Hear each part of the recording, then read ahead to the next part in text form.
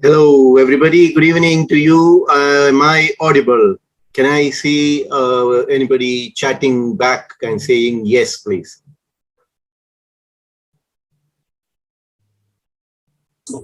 Thank you very much. Thank you very much. Yeah, I would request all of you to kindly have your mics muted during the program. And a little later, we would be opening up for taking questions as well. And at that time, it would be a great opportunity to interact with our Dr. Ravi Samuel, who is our specialist for today. So once again, ladies and gentlemen, I thank you very much for joining this wonderful session, which is about enhancing marital relationships and the relationships within marriages and through the building of bridges. Today, we have an expert, Dr. Ravi Samuel, who is a leading psychotherapist based out of Chennai in India.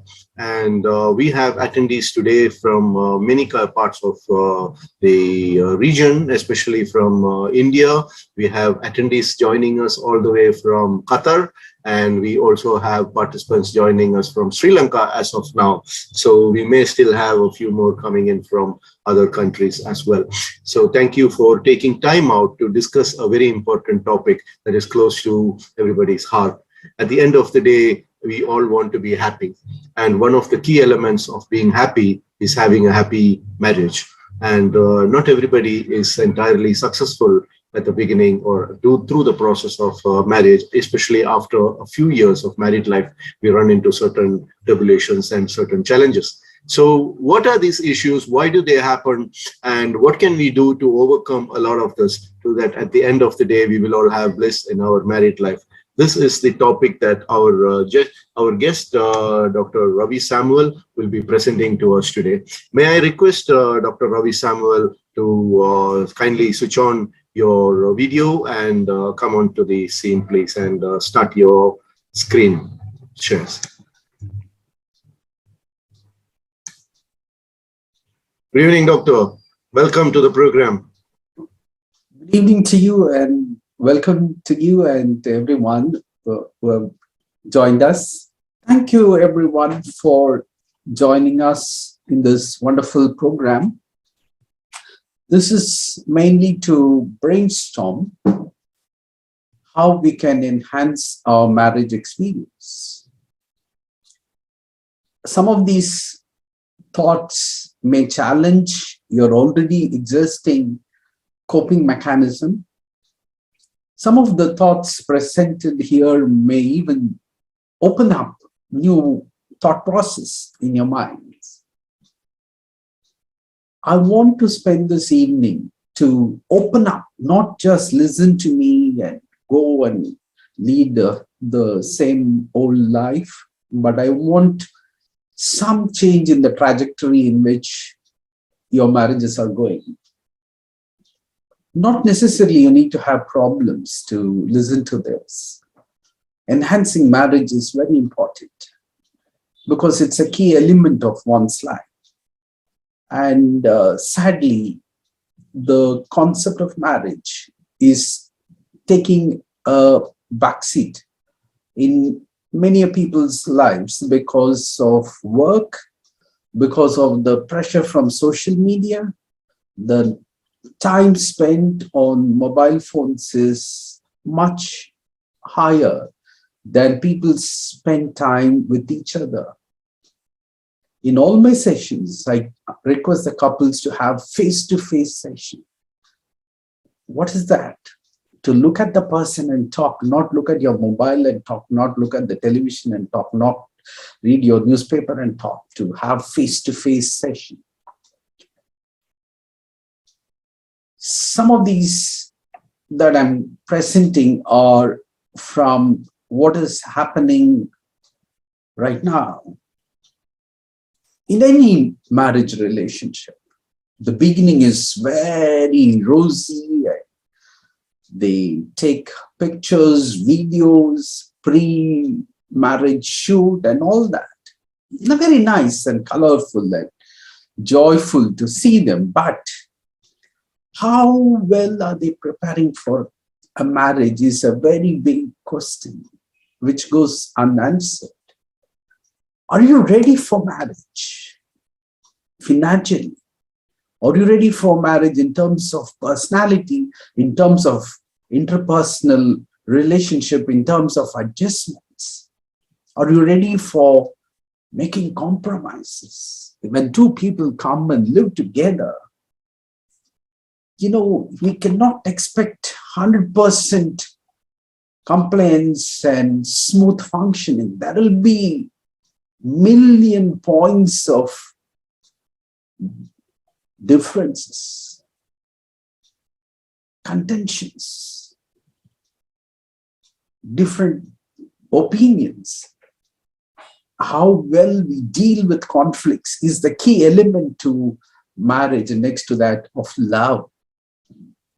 If you're skilled enough to handle a conflict, then however the person is, you can have a good marriage. Marriage depends on our skills. Marriage depends on how well we have control over our own emotions and how well we can influence the other person's emotions. But sadly, these elements are not looked at. Only the grand function of marriage, inviting 1,000+ people, are focused. As a result, we see lots of marriages breaking up, particularly in the last decade or so. Some marriages break for very silliest of reasons. Some marriages break for severe interpersonal maladjustment. Why are they not adjusted? Because they can't take disappointments. They can't compromise. They want all their wishes to be met. If not, they don't want to continue. The mindsets are changing because of the information technology. The old patterns of living are changing. If you are using a template that your father used, your grandfather used for a marriage, you will fail miserably, because the present day understanding of marriage is a very different one. It's not about bearing with lots of responsibilities and coping with the interpersonal problems with the multiple peoples in the house. Nobody wants that. They come to lead a life which is fulfilling. If that is not met, even remotely, they'd like to call it off. That is the strength of the marriage that we have seen now. I'm sure most of you will agree with me. Lots of couples come and ask me, "Doctor, I do my best. I go with a very positive attitude towards my marriage. But all that I get in return are disappointments and sadness and frustration on the part of my partner.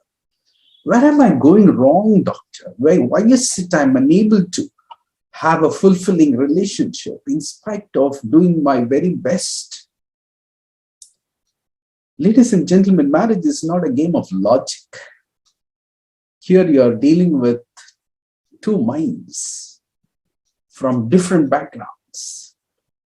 Your best of deeds may not be good enough.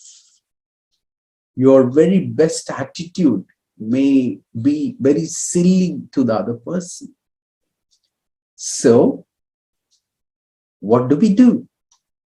We need to, when a design fails, we need to go back to our drawing board and redesign. That's where we are. We are at a point of redesigning our marriages. Let me take you as to what is it expected of us in a marriage. When I study people who come for help, I find that in certain areas they are very good, but in other areas they lag behind, or they are not participating at all. To give you an example, they may be very good in their personal life. They may be spending a lot of time with the partner. They may be having the best of intentions and making all the right moves, but they may be in conflict with the in-laws. Also, there is a bad tendency among couples to bully each other, sometimes silently or sometimes very actively.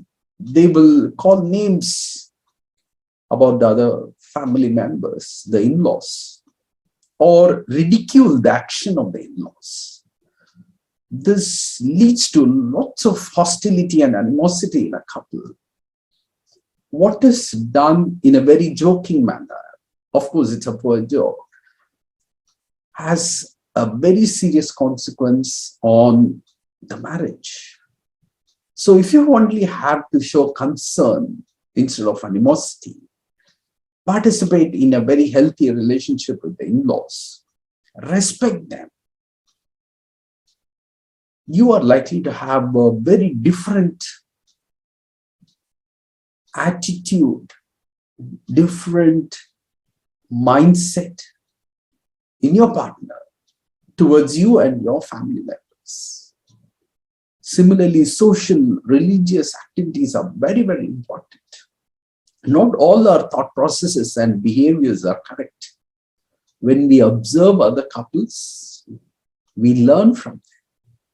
We undo a mistake. We correct ourselves. When we talk with friends and we learn from them, we know where we have gone wrong. So lots of corrections takes place.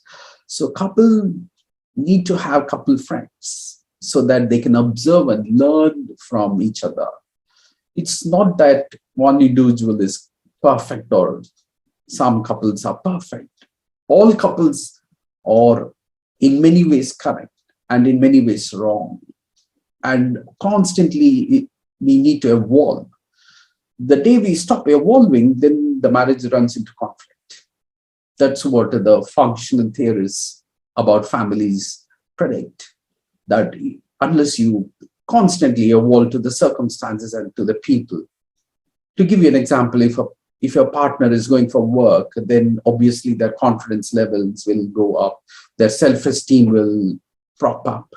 If you're not matching that and giving it appropriate respect, then you're likely to face conflict in that marriage. So it's very, very important to assess the situation as it is at that moment and move forward, not be at the starting point of marriage and look down on your partner for any particular reason or various reasons.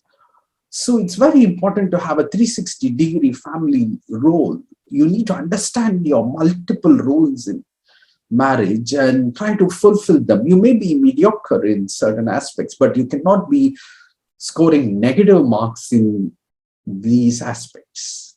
That would be detrimental for your marriage. There is no relationship, forget about marriage, there is no relationship without conflicts.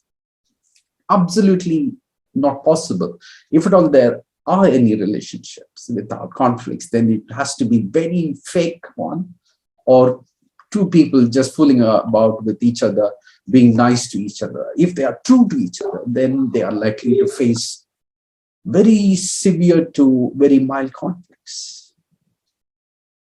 In some marriages, they are issue-based. It could be based on finance, it could be based on family interactions, but it will be based on some issue. Then they resolve it and they move out of it. And then they lead a ordinary, normal, fulfilling married life. Then there are those with certain fixed factors. At the point of marriage, they would have had some agreement which would not have been met. That becomes a constant irritant for both, and they keep bringing it back and keep developing arguments and fighting and quarreling and calling names. If you want your marriage to work well, please don't do that, because it serves no purpose to keep digging at the past and to create conflicts for no purpose. Individuals sometimes go through certain emotional ups and downs, and once a month or so they would go for a severe conflict. That's the way our minds are. So we need to be aware of it and avoid those conflicting interactions. There are circumstances led factors which lead to conflict. When they go and interact with other couples or the other family members, they may develop some conflicts. For all these, you need to develop skills. You need to know where you're emotionally lacking or which part of personality you need to develop. Or sometimes it is communication skills. It's my observation that 70% of the couples do not know how to talk to each other. They talk in a very degrading manner, in a very intimidating manner, or in a way that would provoke a conflict. Much worse when there is a conflict. That's the time they are ballistic. If you are only mindful that whatever we say in anger is going to remain, and we need to be very careful about that, particularly if we don't mean it or if we have not thought about it that way. In a moment of conflict, we always say something to hurt the other person, which we may not be subscribing to. So very important that we are mindful about what we talk when we are angry, when we are in a conflict, because many a times what happens is people don't talk about the conflict that is bothering them. They talk about old issues, sometimes as old as 25 years, 30 years. Some men have the habit of forgetting the conflicts, so they may not have a clear idea of what their partner is talking about, which incident they are referring to, because for them, the memory of that incident is gone. Or sometimes they say something in anger, they don't remember what they said. It just slips their mind. So they are kind of surprised that they said all that. Then it's a mess because you cannot kind of apologize. You don't want to go back on your word. You just don't know what to do with it. Then there are couples who are always at conflict. They are the ones who need professional support, not otherwise. So what happens in a marriage? You do your best, and conflicts are an integral part of a relationship. And sometimes your best is not good enough. Whatever you demonstrate is not good enough. So you're at a loss. You're not very clear as to why this state of dissatisfaction at all times. Ladies and gentlemen, sometimes when the expectations are not met, when their reality do not match your reality, when their priorities are different, when what gives them fulfillment are different, sometimes they have comparison with their friends. If those standards are not met, then whatever you do may not be good enough for the other person. Some people have a very fantasy-based view of marriage, based on movies, based on novels that they read, based on some tabloids of stars leading a very glamorous life. That's what many people do, even among normal population. They like to post very nice pictures of holidays, going out for dinners, outings, exhibiting their wealth, exhibiting their family in a happy moment. But deep inside, they may not be exactly reflecting that. That's something they might have picked up from the tabloids and may like to present such an image. So we cannot judge people based on social media. What we see may not be what is there really. So their fantasy-based realities or their reference points might make it difficult for anybody to satisfy. So very important that you know about your partner if you're newlywed, or even if you are lived 10 years in marriage or even 25 years in marriage. You need to know your partner at that point of time, because people keep on changing, they grow, they mature, and their thought processes change based on certain experiences. Unless you know your partner and speak the language that they understand, you will be wasting your time, money, and efforts on a very self-defeating pursuit of trying to make your partner happy. Maybe they don't want a holiday in Bahamas. They just want to sit and have coffee with you and talk in the balcony. They don't want a trip to Singapore. They just want you to spend time during the weekends, giving them priority, not at all times carrying your mobile in one hand, the iPad in another hand, and operating as though you're running the whole world with your iPhone phone and your iPad. The concepts are very, very important to understand. We cannot function based on our assumptions. When there is a conflict, certainly there is a strain. Sometimes the emotional hardships are very strong. Sometimes what people say hurts the other person mortally.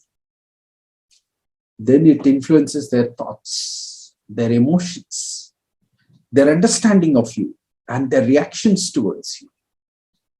So without your own awareness, you would have made a very big problem for yourself to deal with, because your partner's mind is completely corrupted by whatever you said, screamed, shouted, cursed, whatever, or said bad things about their family. If a person is emotionally hurt, it is likely to affect their emotions, their perceptions of you. Your best of deeds would be looked at as a very selfish move to satisfy your own self. Sometimes the reactions would be towards some other thing that you did 5 years ago or 3 years ago, God forbid, 25 years ago. You will be puzzled as to why your partner is reacting. So trust me, it affects their thoughts, emotions, perceptions, and reactions. So far, we were seeing what could go wrong. Let us see how we can set right. Sexuality plays a major role in a relationship. If sexuality is not fulfilled, then the couple are likely to go into high conflict zone. If sexuality is very fulfilled, then other conflicts are dealt in a very amicable manner. As again, sexuality has been a casualty the last decade or so, because less and less priority is being given to it. And many marriages are unconsummated. Non-consummated marriages are high. So we encourage couples to consummate their marriage and have regular sexual relationship, as it is feasible. In some households, privacy is an issue. In some households, all the privacy is there, but they are not going to the point. They are hugging and kissing each other and showing a lot of affection, but not getting into the act of coitus. Adjustments. How and who has to adjust is a major issue. They have seen the mother adjusting to the father. They may expect the same. That is not going to happen anymore. We need to be more tuned to the present realities. Adjustments have to be done on both sides, on a mutually agreeable ground, not for the convenience of one person because he yearns for the family, not because he is the head of the family. Such concepts, constructs do not hold good anymore. Any marriage, we need to compromise a lot. If you're not a person who is willing to compromise, then better not get married. If you're a person who is already married, then better to learn to compromise. You may want your husband to spend a lot of time with you when you travel, but he may be busy with his phone and with his laptop doing his work, then certain amount of compromise is required. If the compromise is not there, it's as good as not adjusting. You need to ask yourself, how far am I willing to compromise in this marriage? What are the things I'm willing to compromise? What are the things I need to learn to compromise? Sometimes the problem is inability to compromise, inability to accept what the partner is. We may expect our partner to level up, to grow up, to mature, to learn, instead of accepting the person.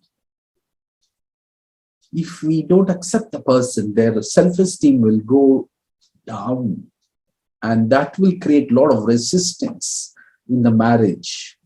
So very important to be appreciative and to be encouraging rather than be critical and degrading your partner. Instead, learn to be appreciative and encouraging. You will find your partner growing at a much higher speed than you expected. Mutual respect is very, very important. Mutual respect starts with the language that you address your partner. If you're not addressing your partner in the right language, particularly during a conflict,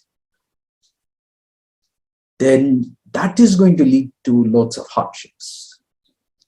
Mutual respect at all times are very important, much more so when you enter into a conflict zone. Be mindful that you have entered into a conflict zone. You will avoid so many of the problems.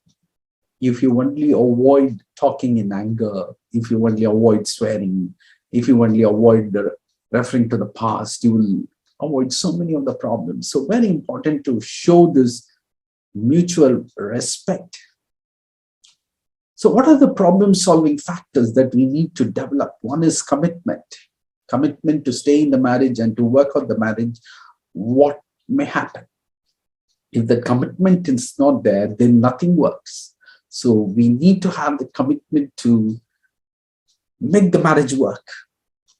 If both the partners have that commitment to make the marriage work and put their minds together, hearts together, and thoughts together, any marriage will work. Recently, everybody was disturbed with the celebrities' call for divorce. Well, I don't want to go into that, but what I want to say is the commitment to stay together and work out a marriage is very, very important, for which we need to communicate. Communication is the key factor. Communicate to understand. We all communicate through convey. We want the other person to understand. We are not in any mood to listen and listen. So the first thing I want to challenge all of you is to listen to understand. Just very actively engage in a conversation and listen. What is it your partner is trying to say? Don't keep talking about your point of view all the time. This will bring a major shift of approach in your marriage. Your partner will feel happy that they are being listened to, understood, or at least some efforts are being made to understand.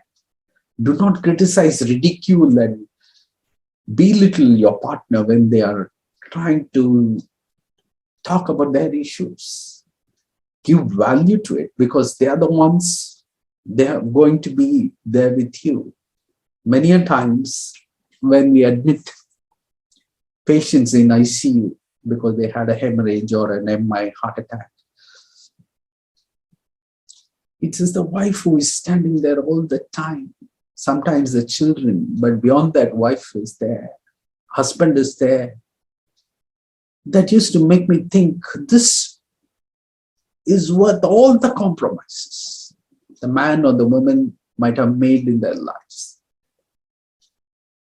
Because your partner is going to travel with you all your life till probably your last breath, and going to be engaged in various components of your life.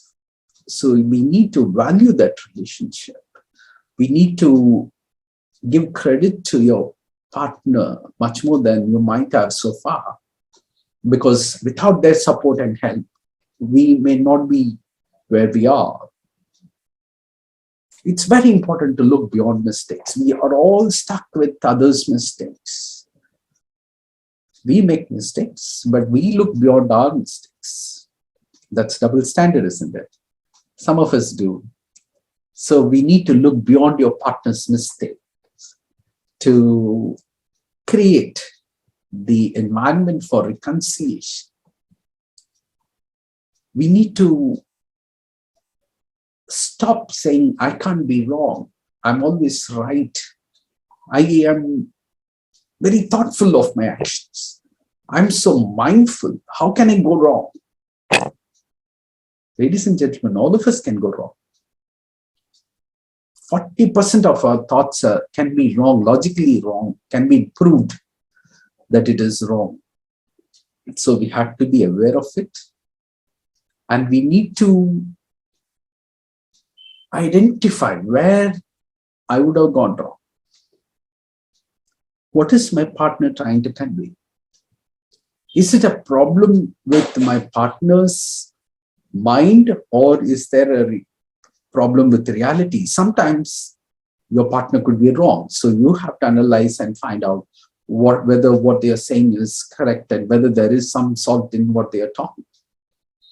Then bring about that change, modify that behavior. And be the first one to stop the debate of who is to bring the change. No harm if you pitch in and bring the change. Let us not wait for our partner to bring the change. Let us bring the change. Be it having less screen time and being available for the family for a conversation without any gadgets or television, or be it engaging in shopping when we go with our partner instead of constantly meddling with the phone. We have to bring about the change. So what are the probable solutions? One is you need to give high value to your partner. Talk the right things at the right time. Many a times people talk the right things at the wrong time. When they are having a conflict, they talk about their disappointments with their partner. That's the wrong time. The other person is not going to listen to it or going to make amends based on that. So be very appreciative and then point out these are the things probably if we change, it will be good. Our attitude matters, what we bring to this marriage in terms of mistakes. The tone really matters. If you can record the way you speak and listen to it, you will know how harshly you talk, how rudely you talk. The tone really matters, because many a times I notice people talk the right things in the wrong tone, and that leads to a lot of conflicts. Particularly if you're a conflict-prone relationship, then you have to be very, very important. You have to be very, very aware of your tone. To conclude, the present-day relationships do not come with a permanent tag. You match up or it is going to break up. Well, that is happening at the society at large. Of course, each family unit put together represents a society. So if we make a small change at a level of 23 people who are attending this program, we can bring a change in the community, because many people will be looking at us and learning. Introspect. Take responsibility for your actions, for your partner's well-being. Look beyond their mistakes. Try to create positive emotional experiences. If you keep creating positive emotional experiences with mutual respect, you cannot be facing disrespect in your marriage. Look beyond partner's mistake. This helps you to not blame, because nobody likes to hear someone blaming them constantly or even occasionally. Take the lead to demonstrate change, bring about changes.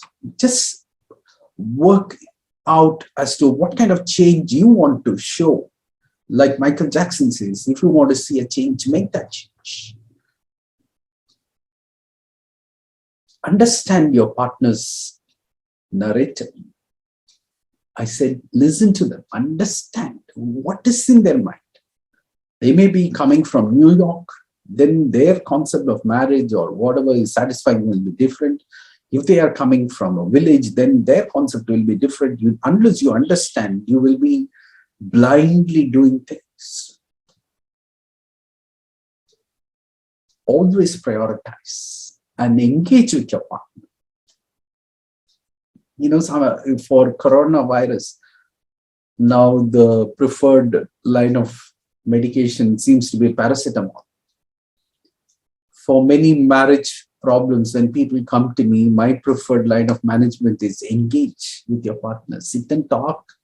Try to understand their emotions. See what is running in their mind. What are the things that they are worried about now? Engage with your partner. Prioritize your partner. Then you will break all the stereotypes that you have been experiencing so far and lead to a wonderful, emotionally fulfilling relationship. As Dr. Rajiv Thomas said, fulfilling emotional relationship is very important because marriage is a lifetime experience. Thank you, ladies and gentlemen. Thank you very much for your participation and for coming here and participating very actively. To conclude, I'd like to mention about a beautiful book, Let's Move Mountains, written by Dr. Rajiv Thomas. It's a wonderful book. I would encourage him to say a few words about it. Thank you very much for this wonderful opportunity, Dr. Rajiv Thomas. It's nice to see about 25 people, 30 people attending during this session. And now we have a few who've dropped out as well. And I'd like to just say a few words before we take the questions. Anybody who wants to send questions and not ask them directly are most welcome to talk about, you could just drop it in your chat boxes and address it either to Dr. Ravi himself or to me, and I'll read them out to him, so he will be in a position to actually answer to your questions. Now, a few things that I had noted down over here. I'm not sure if my video is visible. No, video is not visible yet. I wonder why I have turned on my video. Yeah, could you turn off your video for a second, if you don't mind, Doctor? Yeah, sure. Right. So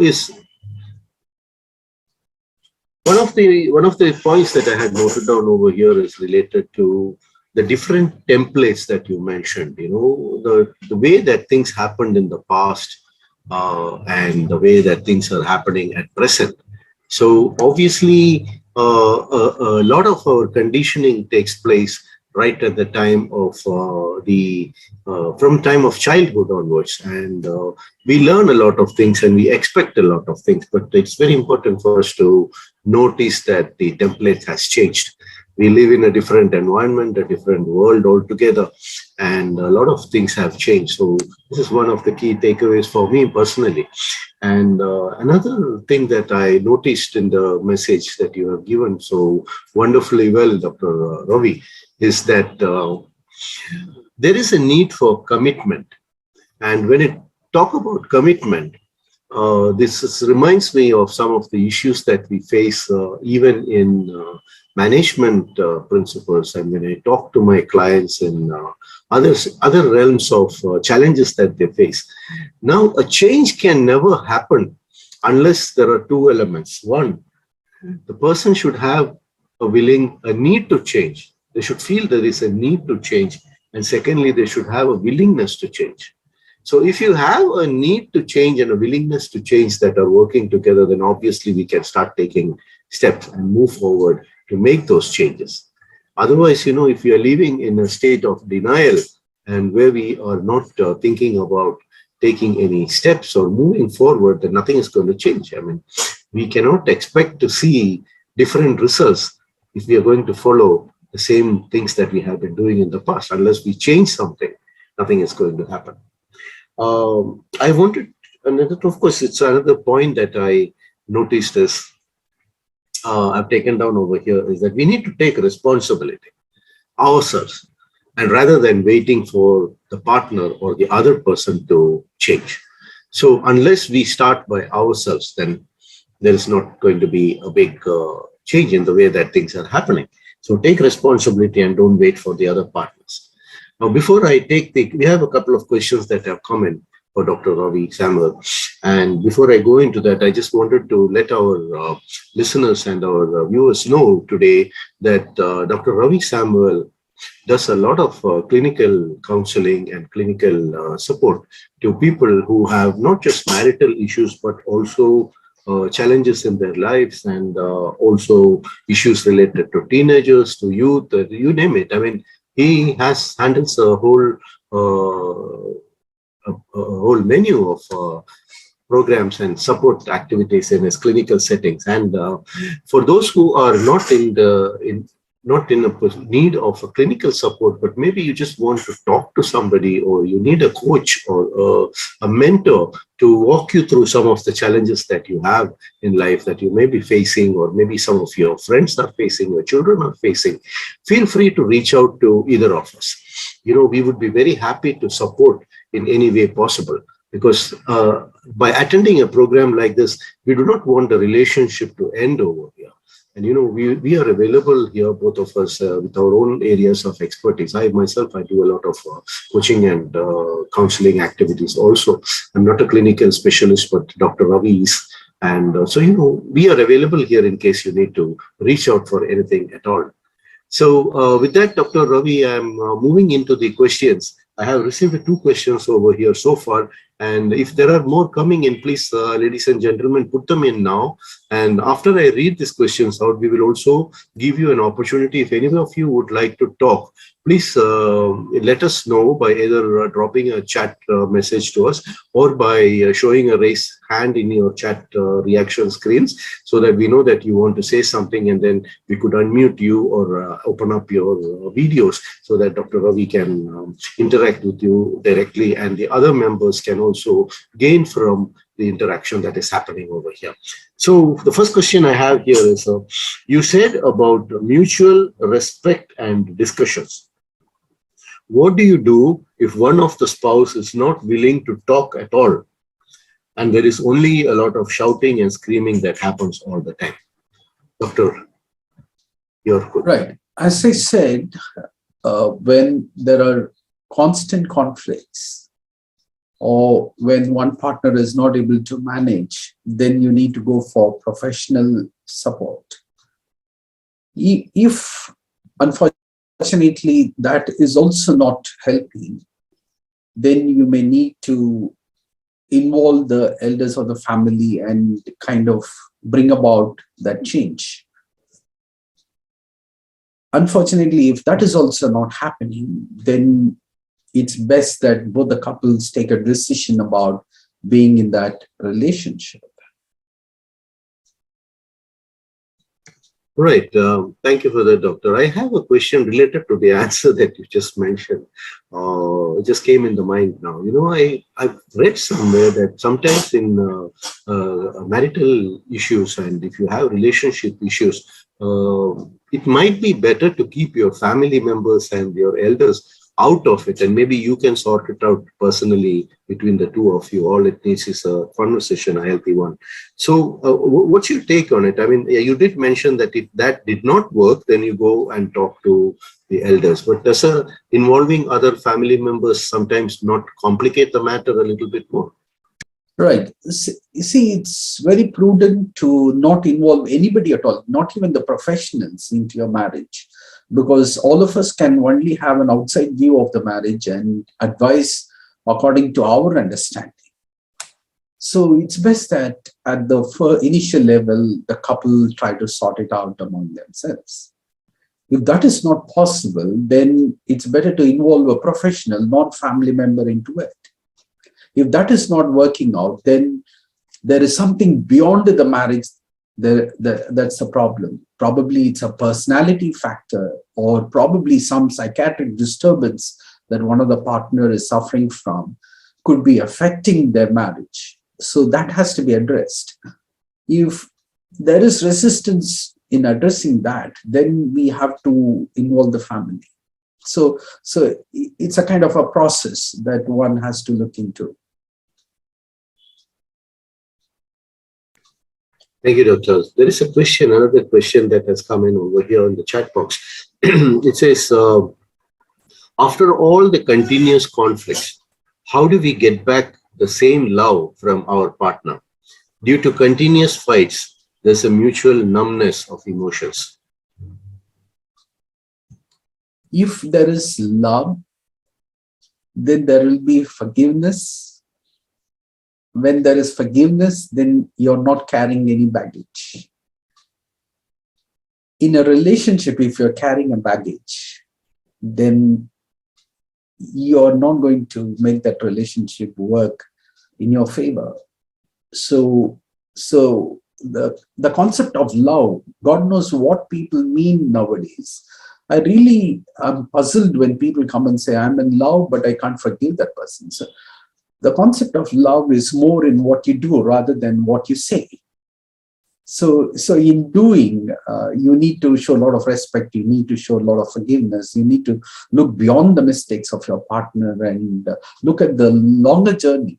You know, when you go in a flight, you experience turbulence. You don't keep thinking about the turbulence. You are happy that you reached from point A to point B. So that should be the kind of mindset instead of holding on to emotional issues. Sometimes, as I said, people are holding on to issues with 25 years history. So we need to just let go of them in terms of better emotional experiences.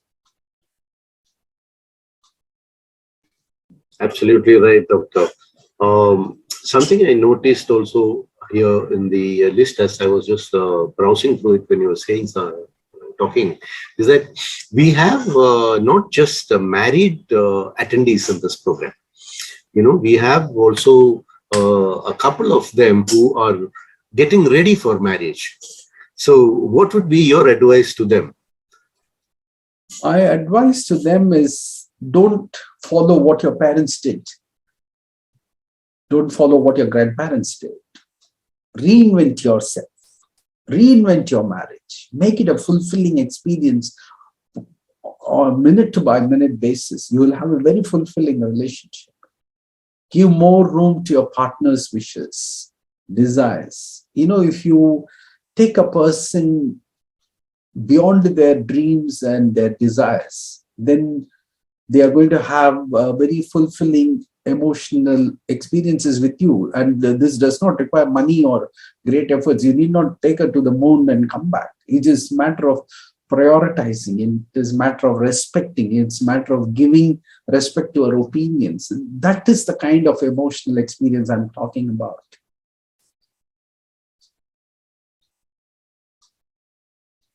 Absolutely true. Absolutely true. Because as you mentioned earlier, also the conditioning that we have gone through is a lot different from the environment that we live in today. So yes. Now I have a couple more questions that came in over here. One was related to the program. The attendee wanted to know whether we will be conducting this program again, because they wanted the spouse to attend watch the program also.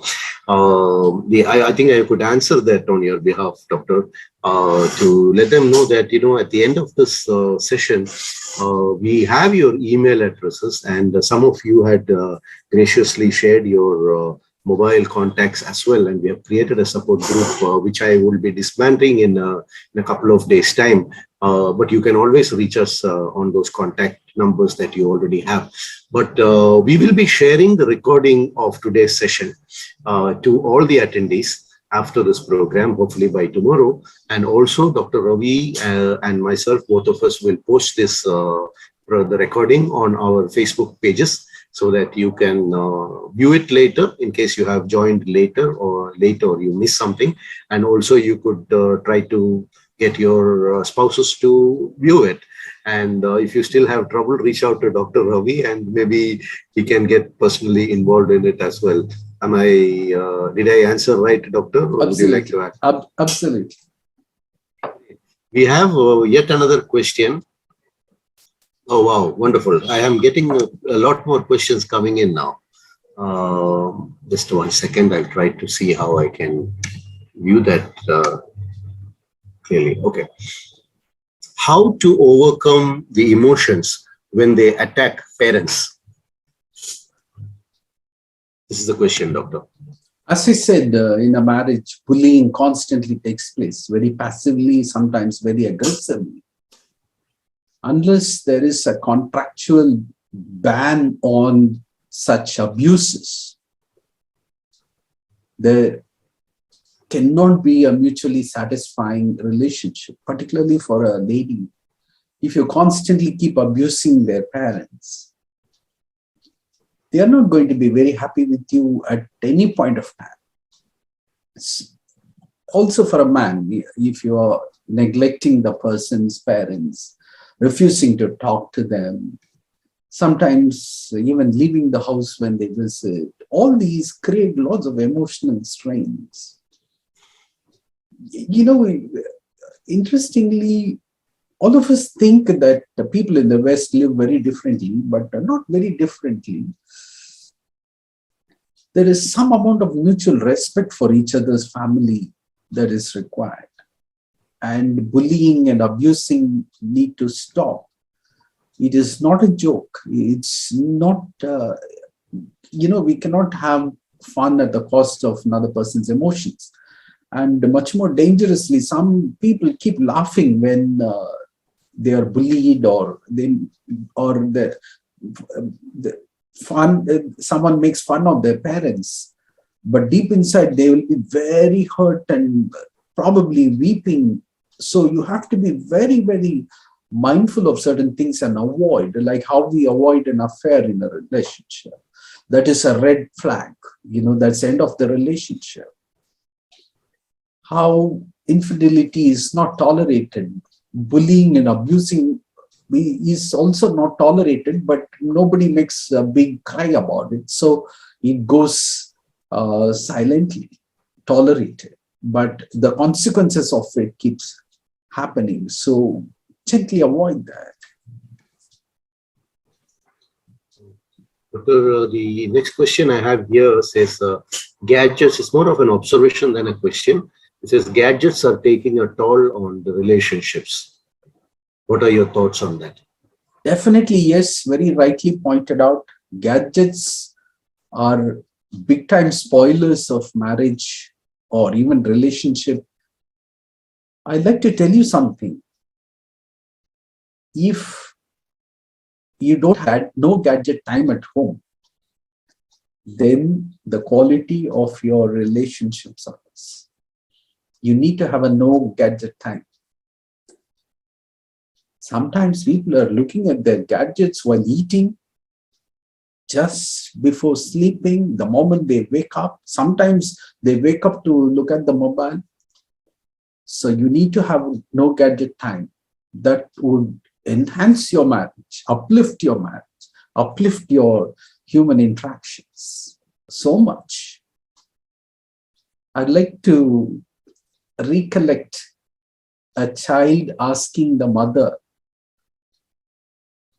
when the mother said, let's go out, the child asked, is the laptop man coming with us? Referring to the father. So this is the impression people create in the young minds.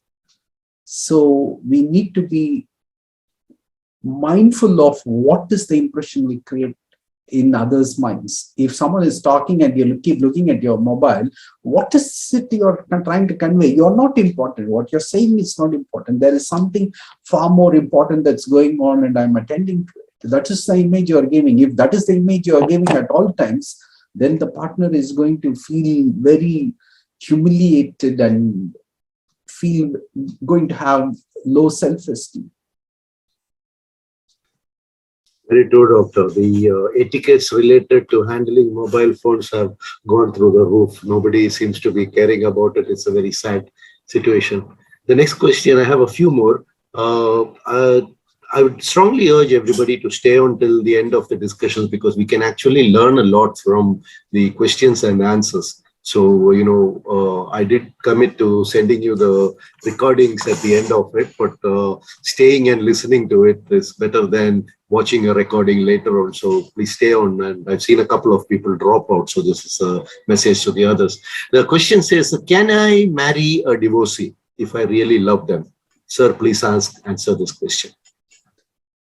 Well, divorcee is status of their marriage. It is not a label on that person. So you're most welcome to marry, particularly if you know that person. In the name of love, don't be blind. People get married because the other person bought cold coffee and came to the airport and stood there for 2 hours. Those are the reasons why we don't get married. You need to know what the person's values are, what is their financial background, what is their taste, what is their intellectual capacity, how do they handle conflicts, how do they handle disappointments. Those are the things you need to focus on and make a decision about marriage. Not blindly say you're in love because the person looks smart or the person did something for you and get into it and then sit and regret, why did I get married? Recently, a judge screamed at the lawyer who went and presented a case for divorce. They knew each other for 7 years. They got married and they were together for 14 days and they wanted a divorce.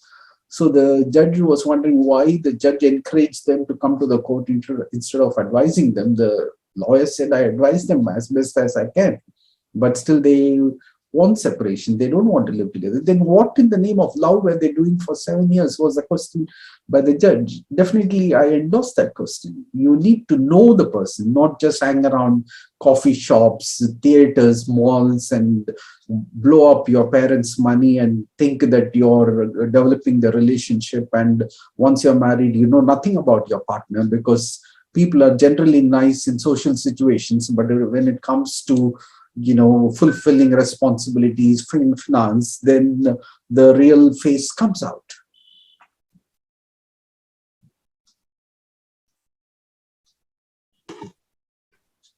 There is more questions. It just suddenly a few questions came in and things started rolling up. There's another one that says, my husband talks derogatively on incidents that happened 25 years ago. I am as such unable to make progress and I have changed a lot since then. What to do? It should not be tolerated at all. So you need to talk to your partner that if they want a mutually satisfying relationship, they should stop these kind of derogatory remarks about the past and bullying and abusing of family members. There are certain things we tolerate in a marriage. There are certain things you should show a red flag and say this will not be tolerated. At least you keep saying the other person will feel discouraged to say so. If you are silent or if you're just bearing with it, then the other person thinks that's a way of putting you down.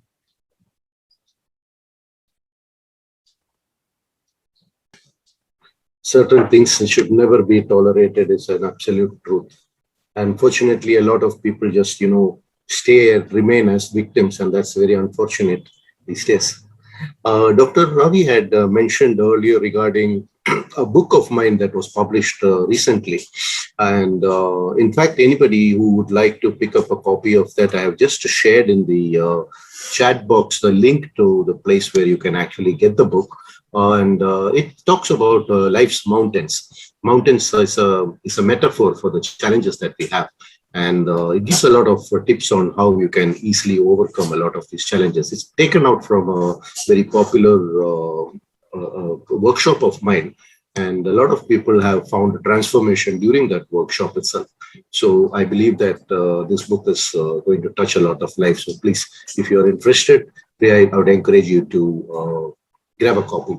And before I read the next question, I would also like to request all of you to keep our email address whitelisted, so that any further messages that we send you or any future programs that we have, if we are communicating with you, will not go into your spam folders, and they would come into your inbox. So the email address that was used to send you the links to today's program, kindly mark them as a safe sender, so that we would be coming up together, Dr. Ravi and me and a lot more other great speakers, on various topics that are relevant to today's generation of not just the adults, but for children and for youth as well. So kindly keep us in the whitelist of your address books, so that we can still continue and stay connected with you. The next question I have here, Doctor, says, what if the sexuality is not fulfilled, but other needs are fulfilled, but still there is a regret for which is not fulfilled? How can this be worked out? As I said, unfortunately, in many marriages, sexuality is a casualty. People are giving less and less importance to it.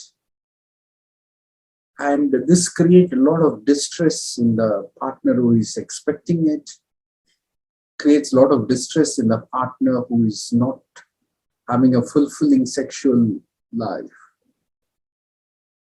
If you're not able to sort it out, it's best to seek professional help, because number one, there could be some kind of a medical problem to it. Second, there could be a lot of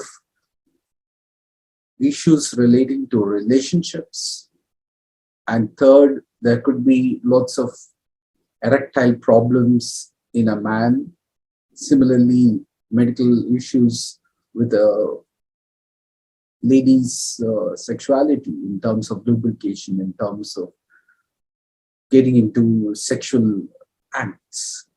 So you may need professional help to sort it out, to first of all diagnose what the problem is. If it is medical issue, then there are medicines to boost up one's erection, to sustain one's erection, or to even have a normal ejaculation. Sometimes the problem is in ejaculation. So many men do not openly come out with their problems. They will gently avoid seeing a doctor because it's very embarrassing. Any problem with sexuality is directly connected to a man's ego. So they will think very less of themselves and what others will think if I'm seeking help for my sexuality. The second thing is, if it is not a medical problem, then it is definitely a psychological problem, be in terms of relationship issue or be in terms of their own personal style of functioning, or probably they are completely burnt out in their job and have nothing for the family, have no time, no energy for the family. There are lots of people like that who come home completely exhausted. So you need professional help to sort out such issues which you are not able to sort it out at your level. Just to relate it to that same question and the answer that you gave, Doctor, I have read recently an article that talks about hormonal changes as the human being gets older, especially in women who approach menopause and so on. Could that actually also have an impact on the decrease in sexual desires among couples? Definitely, yes. But the thing is, if a person is very depressed, then they can have asexuality. If the person is living in a very stressful environment, or if the partner is creating all that stress and also expecting the partner to have a fulfilling sexual life, then they are creating the problem and trying to firefight the problem that they created by not having proper sexual relationships. So that's where the professional's help comes. very important, because we need to diagnose where the problem is, whether it is a biological problem, which means there are solutions through medicines and procedures. If it is psychological, or it can be a mix of both, then the sexologist will work with the psychotherapist and they will both together handle it. Right, true. Extremely interesting and informative session, Doctor. I have the last question here, after which we'll let you go. You know, you're a very busy man. And it says so here, the question says, it takes both hands to clap. What if one of the spouses has done all that you recommended, but the other spouse is unable to change? What would you recommend? And what about the children who will suffer either way? Well, that will be a very unfortunate circumstances, but if you bring about lots of changes as we discussed, then you will find your partner responding to it sooner or later. So focus on demonstrating changes instead of expecting changes in your partner. Sooner or later, that will bring about a change. We need to kind of hope for that and work in a very positive frame of mind.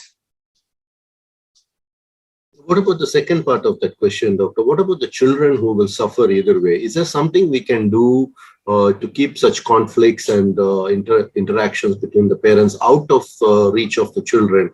Or alternately, if they are actually watching all this happening and there is no means of keeping them away from this conflict, is there any way that the children can be helped so that there is no long-term impact on their mental well-being?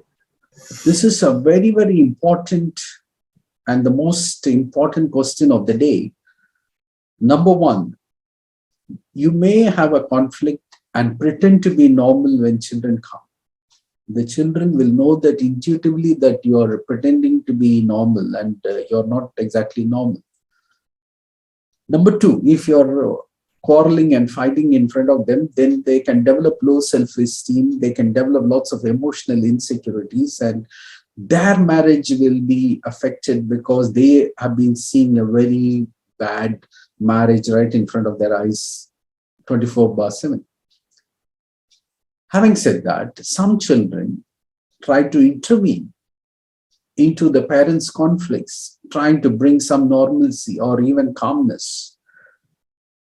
And that would be beyond the emotional strength of the child, and the child can develop multiple psychiatric problems, even schizophrenia. There is something called marital schism and marital skewness.